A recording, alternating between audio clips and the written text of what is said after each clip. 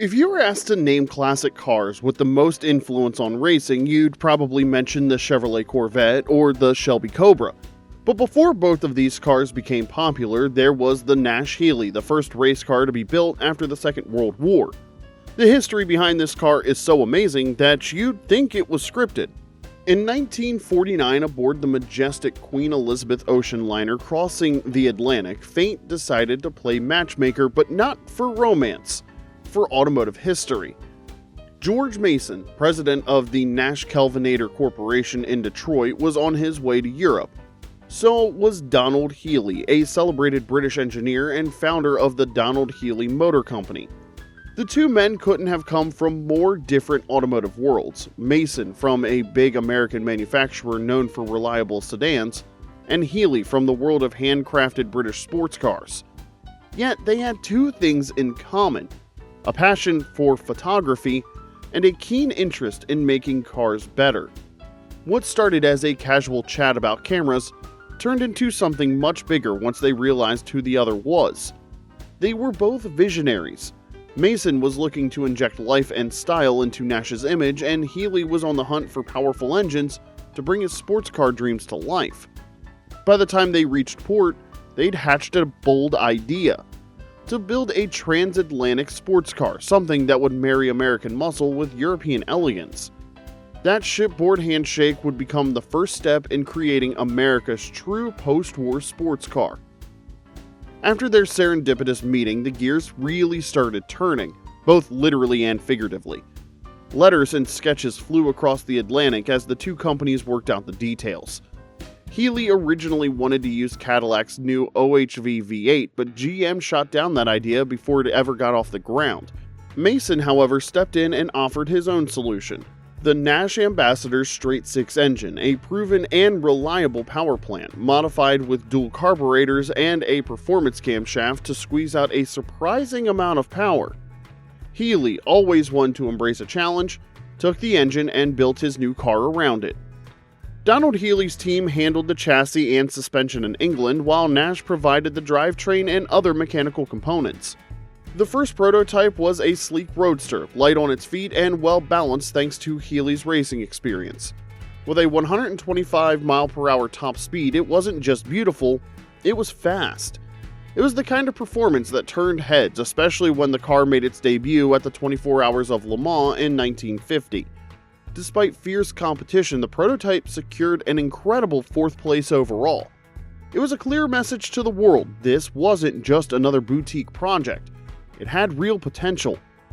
After the Le Mans success, Mason and Healey wasted no time moving the project into production. The first official Nash-Healey hit the scene in 1951, and it wasn't shy about its intentions.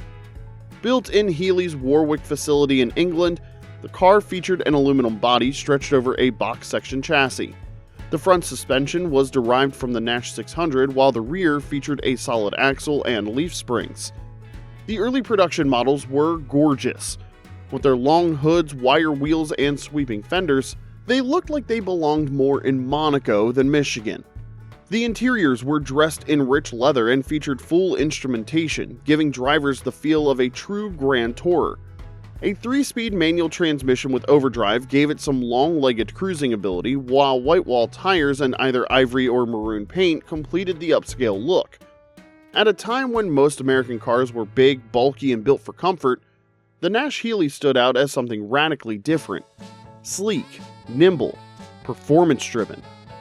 It was unveiled to great fanfare at the 1950 Paris Motor Show, then wowed crowds again at the 1951 Chicago Auto Show.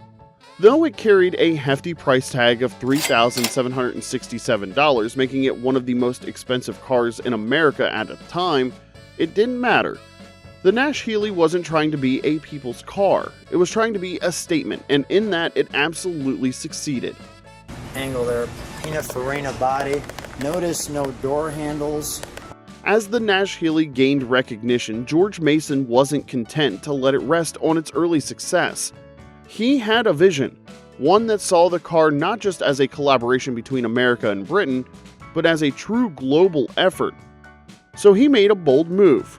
He reached out to famed Italian designer Battista Pininfarina, whose name was already revered in the world of high-end European design.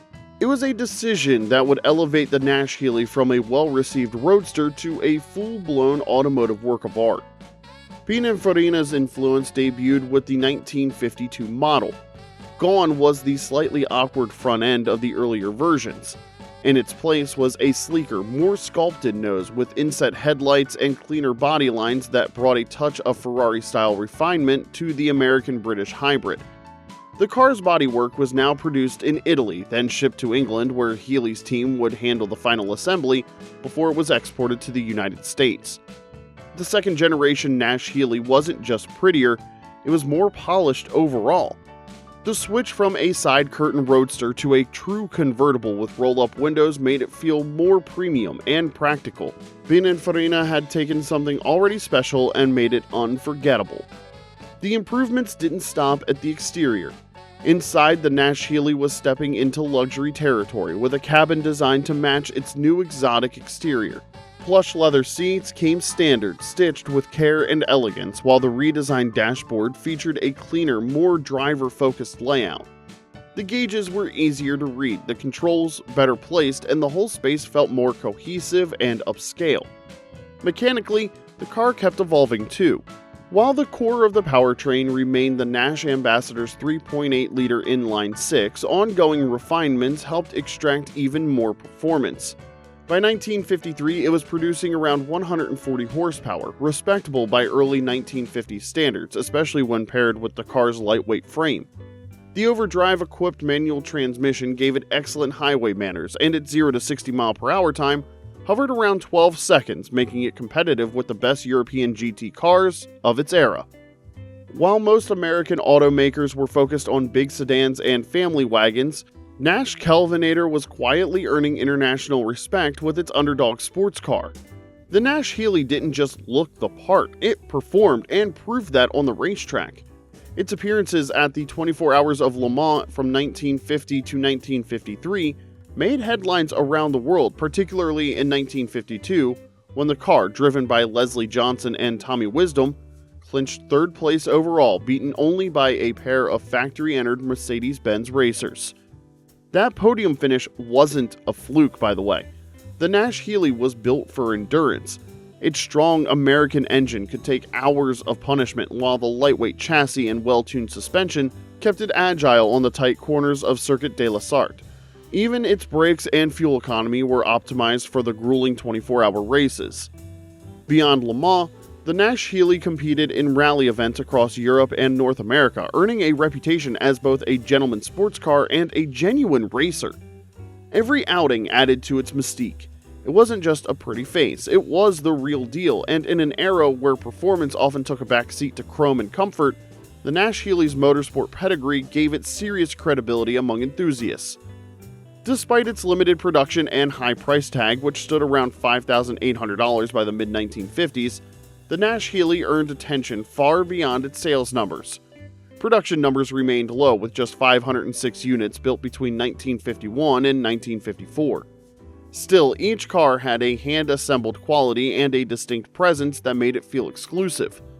Unfortunately, as Nash prepared to merge with Hudson to form American Motors Corporation, budget constraints tightened.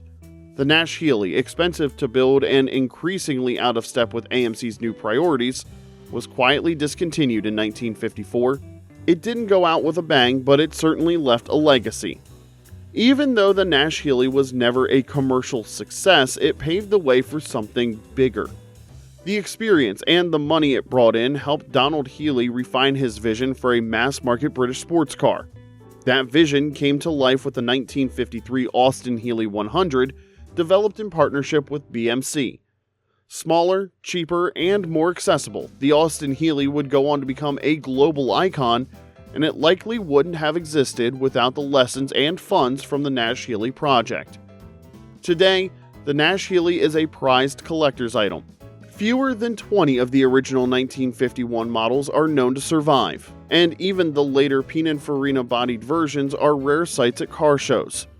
When one does appear, though, it draws a crowd, not just because of its beauty, but because of the story it carries. Which other 1950s race car do you think has as much influence as the Nash-Healey? Feel free to tell us in the comment section below, and if you enjoyed this video, hit that like button and subscribe for more stories from the car world. Check out our next video on another legendary car, the El Camino.